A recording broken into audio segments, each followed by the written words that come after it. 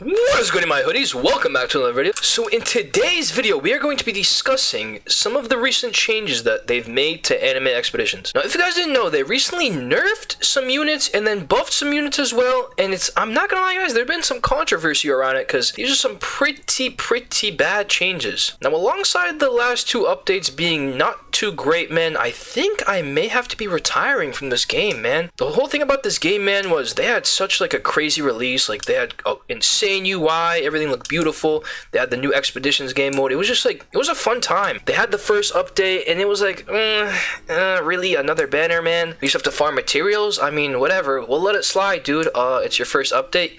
And then the second update came around and it's like, dude, really? This is some straight garbage, bro. So, yeah, it seems like these developers are a bit too money hungry, man. And that's just usually how it goes down in anime tower defenses. They see the initial success and the money starts flowing in. They're like, oh my god, bro, we gotta start milking this. So then they start pushing out some slop. And then when they get some backlash from the community, they start like trying to do some changes, which messes up the game even more. But anyways, guys, enough ranting and complaining. Today I'm just gonna do a quick tier list for you. But the way the tier list is gonna work, guys, is I'm just gonna show you the tier list and the actual tier maker thing, and then I'm gonna show you guys all the best traits, equipment, and I'm just gonna explain the passives afterwards. So yeah, let's just switch over to the tier maker. Alrighty, guys, so here's my old tier list from update 0.5. Now there's gonna be a lot of changes that we're gonna have to be making. First of all, we're gonna have to move my boy Itachi up here, and then what else should we do? Let's move Kenpachi like over yonder. Nice. And then everything else looks good. Yeah, okay. So here we go. This is going to be the new units, guys. So first of all, Qbert. Now, Qbert, this guy is actually really good. Now, I'm not going to lie. I'm too lazy to do a tower, so I haven't tested him myself. But I've been told that he does a 30% damage buff and an 18% range buff to all your units. Like, the way Cell used to work is he would do, well, we're going to get this, we're going to get to the Cell changes and nerfs in a second. But the way Cell used to work is, he used to give a 40% damage buff to your strongest unit, so it was only one unit. But apparently, Qbert applies it to all your units. So if that's true, he's gonna be going into yes, daddy. But where would he go? Up here, probably here, right?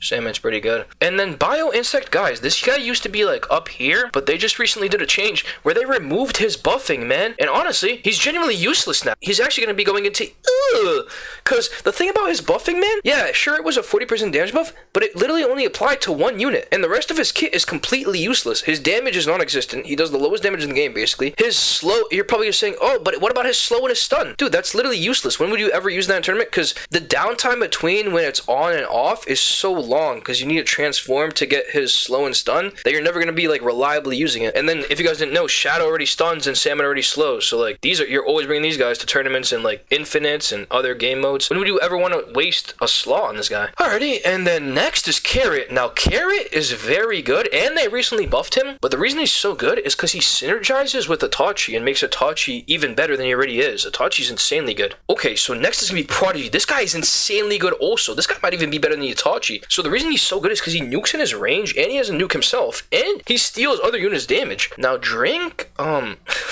funny part about this guy is they nerfed the Drink when he was already trash, bro. Who was in the dev team, man? These guys cannot, like, they don't really be thinking too much, do they? The crazy part is they're yet to nerf Dark Mage when he's unbelievably broken. And then Vegetable, guys, Vegetable, he does some really high damage, but his AoE is tiny. Like, it's way too small to put him into yes, daddy. So he's gonna be going to meh. But I think this is the finalized tier list. Like, these units up here, you definitely want to get your hands on them. Any of these are very, very good. And then these units in meh, you can get them if you want. Actually, yeah, probably get them. These all look pretty good to me. And then all these units in don't even get them. I mean, actually, I'm not gonna lie, Yuta can actually hop into meh. The reason why is because he's pretty good for tournaments, man. Sometimes he's pretty good. And then the rest of these are some straight hogwash. Yeah, the rest of these are literally just string demons every now and then, pretty useful. So I think this looks good, right? All of these are good. Grimjaw is actually pretty useful every now and then too. Yep, these are all trash. Good. Yeah, alright, so this is the finalized tier list, guys. These are all the yes daddies, and then these are all the and then these are all the So right now, since we're done with the tier list, I'm just gonna go like show you guys the best equipment and traits for all the yes daddies, because the rest of these don't really matter. You can do whatever, but I'm gonna go into depth onto each of these yes daddies. Alrighty guys, now I'm gonna mainly focus on the equipment, and then for the past I'm gonna go over them pretty quickly because I'm guessing you guys already know everything about them. I'll just cover them quickly just in case. But here we go for the equipment. For Shadow, I like to go half and half. So here's the different types of builds. Or okay, let's give like a base like breakdown of equipment. So for equipment, for magical units, you always want to run this combo of Shinigami Sword and Magic Book, and then for physical units, you always want to run Shinigami Sword and then 3 swords. Now there is a few utility units in the game where like Bamboo is good because of the ability, like it like shortens your ability cooldown, and then there's also some units where you want to run like oh wait, why am I like going over this so quickly? All right, let's slow down. Deep breath. Okay, so what are we talking about? I lost my train of thought, but let's just cover the equipment. So Dark Mage, I already told you guys this. So yeah, magical units, you always want to run this Shinigami. Yo, why am I just repeating myself? I just got deja vu. I've already said this. Alright, I'm just gonna show you guys the equipment. Alright, Dark Mage, Shinigami, Magic Book. This guy, Shinigami, 3 swords. Who else was in meta? Shadow, I like to go half and half. Some people go full DPS or some people go full utility. But depending on like if you're using this guy in tournaments, you might want to go full damage if it's a dark tournament. And then if it's like, well, no, I always go half and half if you're doing like global tournaments or like if it's not dark buffed. I just like feel like half and half is the most efficient because Shinigami Sword is absolutely broken, and then Bamboo is really good. So I'll like add a Shinigami Sword to this guy. I don't know if I have a spare one yet. I don't really have a spare one right now, but yeah, just add a Shinigami Sword right here in Bamboo. And then the same thing with Puppet. Where's Puppet at? Puppet, yeah, same thing. You go half and half, Shinigami, Bamboo. And then Salmon's the only time it's different. Salmon, I go Pirate and Magic Orb, and then make sure you have his Crumble Away inverse. And then Itachi, yeah, obviously same thing, Shinigami, Magic Book. And then who else was there? Carrot. Now, I haven't really eviled this guy, but I've seen a bunch of videos on him, and he looks insane. Now, they recently buffed his thing, so now it does every 3 non-critical attacks. Next critical attack will be a guaranteed critical. That seems kind of mid, but I know he's really good because of his active ability. Or his active ability. All right, right here. So his active ability, where is it, bro? Oh, this one right here. Instant relocation. Selecting on the map or a position within your range to relocate from relocate to unit, immediately perform a follow-up. Trigger the oh yeah, right here.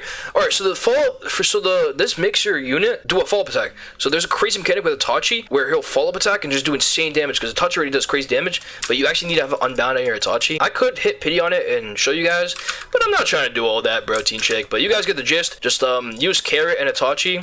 Yeah, it'll do some good stuff for you.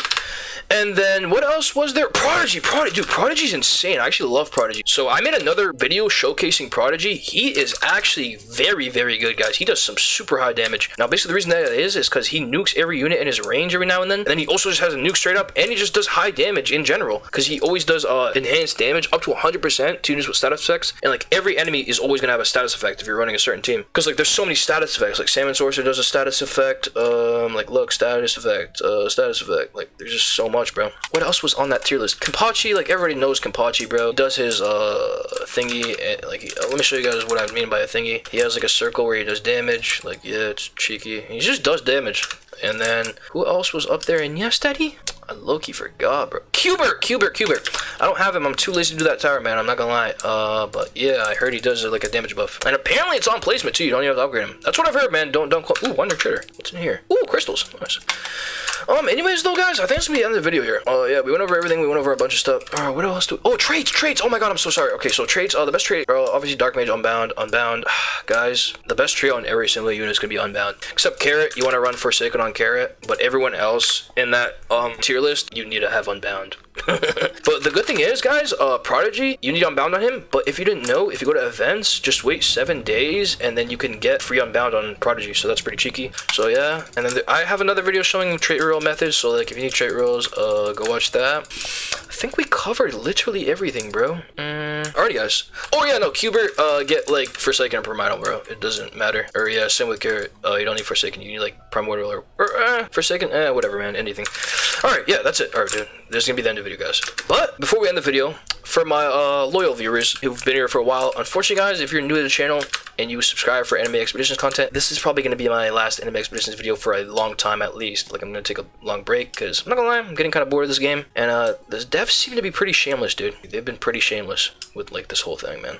But yeah, anyways though, we're gonna be checking out a bunch of different games. If you guys want me to check out like a certain game that you like, comment it down below. But I'm definitely gonna be doing like covering up some like other anime games. I love anime games, and then I'm gonna be trying out some horror games, bro. There's a bunch of games I've had my eye on, man, but I've just been so addicted to Anime Expeditions, and I'm finally like bored of it. So for my loyal viewers who missed my old videos, I'm sorry that the Anime Expeditions arc was so long, guys. And then for my new viewers, I'm sorry that the Anime Expeditions arc is now over. But if you guys like the vibe, stick around, man. We're gonna be having some more fun. And yeah, this is gonna be the end of the video, guys. I will catch you on the flip. ET flop, man. Peace out, Girl Scouts.